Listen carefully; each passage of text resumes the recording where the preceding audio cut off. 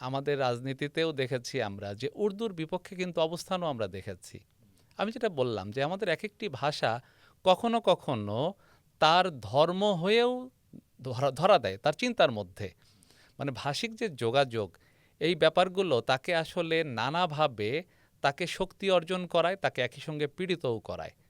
ফলে আমাদের এই এর কারণ হলো, কার্যকারণ হলো, আগে যে বললাম একটি পক্ষ একটি অংশকে যেমন দমিয়ে রাখার চেষ্টা করেছে, দাড়ি টুপি এবং ধর্মকে যেভাবে তার রাজনীতিতে ব্যবহার করেছে, যে আমাদের এখানে রাজাকার বা অন্য কোনো প্রকাশ মানেই পাঞ্জাবি টুপি দাড়ি, এই যে প্রকাশ, তার বিপরীতে তো নতুন একটা বয়ান তৈরি হওয়া খুবই স্বাভাবিক।